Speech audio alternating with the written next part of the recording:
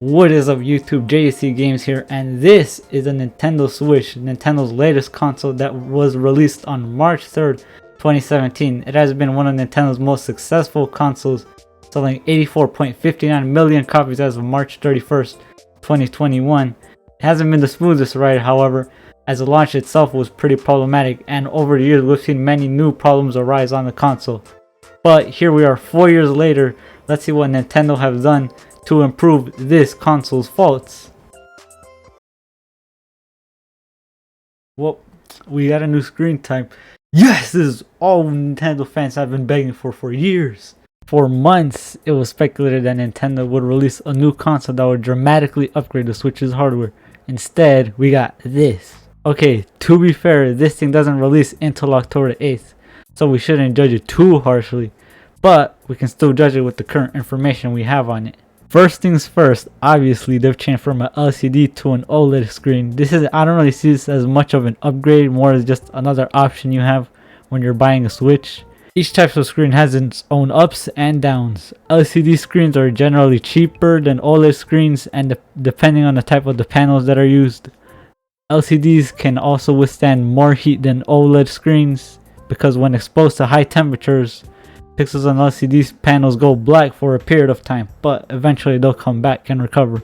But OLED screens, they turn white and they never come back, they just die. OLED screens also use more energy than LCDs. However, OLED screens have better contrast than LCD screens, since they could turn pixels on and off individually, and OLED screens can also produce more vibrant colors, which is why people may prefer this over the LCD screens. In the end, I think it comes down to preference, so if you really want to spend $350 for a new Switch with the OLED screen, then go for it, I guess. Another difference is the stand. It's gone from just a tiny stand in the bottom right corner to the whole bottom half becoming a stand. If you only use the Switch on your TV, then obviously it's not worth $350 for a stand.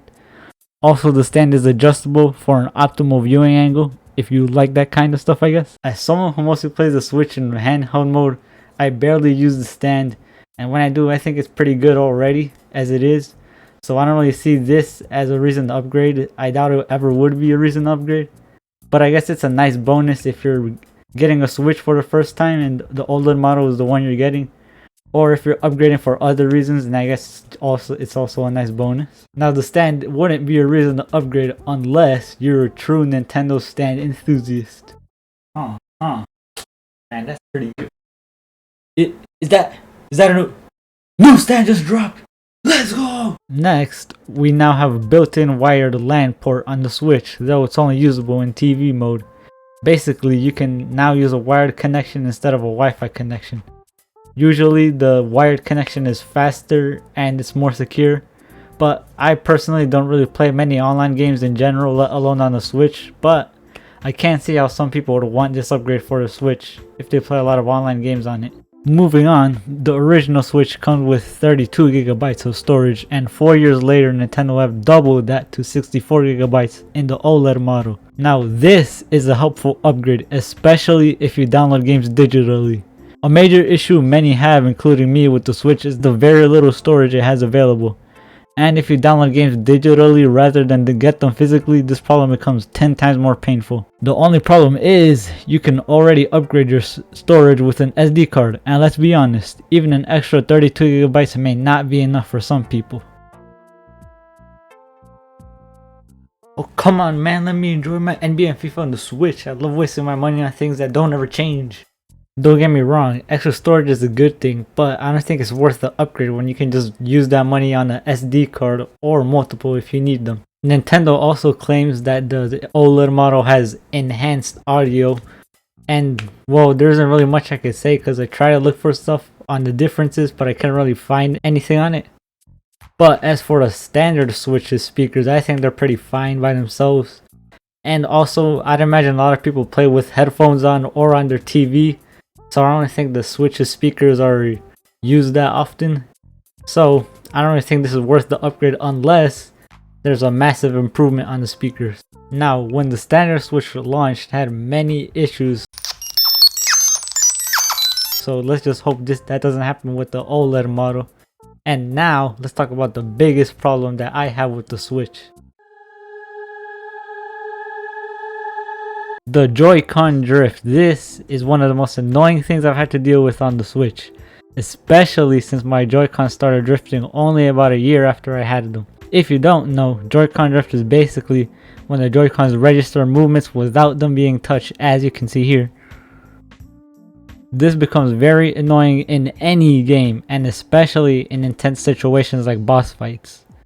The thing is, Nintendo have absolutely refused to acknowledge this problem, so Switch users have been struggling with it for years, and we could just buy some new Joy-Cons if they weren't $70 each pair. And if you own the Lite version, well, for lack of a better term, you're kinda f***ed.